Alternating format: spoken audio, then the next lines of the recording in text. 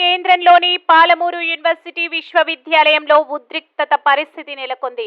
విద్యార్థుల సమస్యలను పరిష్కరించాలంటూ అఖిల భారతీయ విద్యార్థి పరిషత్ విద్యార్థులు సమస్యలను పరిష్కరించాలని డిమాండ్ చేస్తూ చేపట్టిన పాలమూరు యూనివర్సిటీ ముట్టడి కార్యక్రమం ఉధృతంగా మారింది. ముందుగా విద్యార్థి సంఘం నాయకులు రోడ్డుపై బైఠాయించి పెద్ద ఎత్తున విద్యార్థుల సమస్యలను పరిష్కరించాలంటూ నినాదాలు చేశారు. అనంతరం పాలమూరు యూనివర్సిటీ గేట్లపై నుంచి దూకి యూనివర్సిటీ వైస్ ఛాన్సలర్ కార్యాలయంలోకి దూసుకు వెళ్లడంతో పరిస్థితి గందరగోళంగా మారింది. తమ సమస్యలను వైస్ ఛాన్సలర్ పట్టించుకోవడం లేదంటూ గందరగోళం చేయడంతో పాలమూరు యూనివర్సిటీ ప్రాంగణం కొద్దిసేపు ఉధృతంగా మారింది. ఈ నేపథ్యంలో విద్యార్థులు వైస్ ఛాన్సలర్ మధ్య తోపులాట జరిగింది. వెంటనే పోలీసులు రంగ ప్రవేశం చేసి విద్యార్థులను శాంతింపజేసే ప్రయత్నం చేశారు. ఎంతటికి విద్యార్థులు వినకుండా వైస్ ఛాన్సలర్ ఛాంబర్ కి తాళం వేసి విద్యార్థులు నిరసన తెలియజేశారు.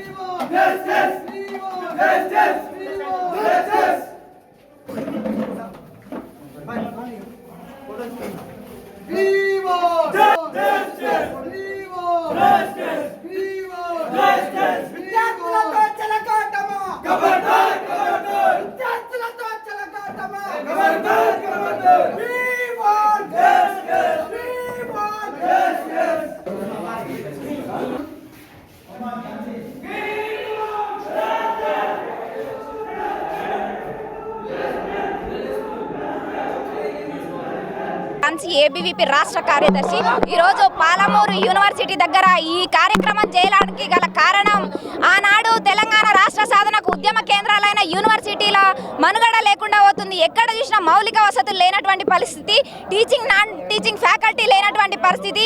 ఈరోజు సెల్ఫ్ ఫైనాన్స్ కోర్సుల మీద మెస్ డిపాజిట్ల పేరు మీద వేలకు వేలు ప్రైవేట్ ఇన్స్టిట్యూషన్స్ కు పోటీగా ఈరోజు ఫీజులు వసూలు చేస్తా ఉన్నారు.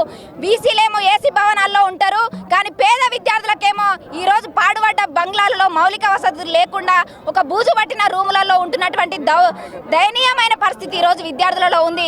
ఈరోజు ఎంట్రీ ఫీజు అని చెప్పేసి, డెవలప్మెంట్ ఫీజు అని చెప్పేసి ఈరోజు రెగ్యులర్ కోర్సులు అని చెప్తున్నారు. తీరా జాయిన్ అయిన తర్వాత సెల్ఫ్ ఫైనాన్స్గా పేద విద్యార్థులు కోటి ఆశలతో యూనివర్సిటీలో అడుగు పెడితే ఈ విధంగా ప్రైవేటు సంస్థలకు ధీటుగా మీరు ఫీజులు వసూలు చేస్తూ ఉంటే విద్యార్థులకు, పేద విద్యార్థులకు యూనివర్సిటీల వల్ల ఏమి లాభం పొందుతారని చెప్పేసి ఈ సందర్భంగా ప్రభుత్వాన్ని ప్రశ్నిస్తూ ఉన్నా. గత ప్రభుత్వం కూడా ఇదే విధంగా వాళ్ళ యొక్క యూనివర్సిటీల పైన చిన్న చూపు చూపుతూ విద్యా వ్యవస్థను నిర్వీర్యం చేసింది. నూతన ప్రభుత్వమైన విద్యార్థులను పట్టించుకుంటుందంటే ప్రభుత్వం ఏర్పడి 2 నెలలు కావస్తున్నా కూడా ఇంతవరకు ఆ సంఘటనని ప్రస్తావించడం లేదు. రేవంత్ రెడ్డి గారు మిమ్మల్ని ఎన్నుకుందే విద్యార్థుల జీవితాలు, నిరుద్యోగుల జీవితాలు బాగుపెట్టాలని. అది పట్టించుకోకుండా మీరు వేరే వ్యవస్థలపైన సమీక్షలు చేయడం కాదు, ముఖ్యంగా విద్యార్థుల సమస్యలు పట్టించుకోవాలని చెప్పేసి డిమాండ్ చేస్తూ ఉన్నాం.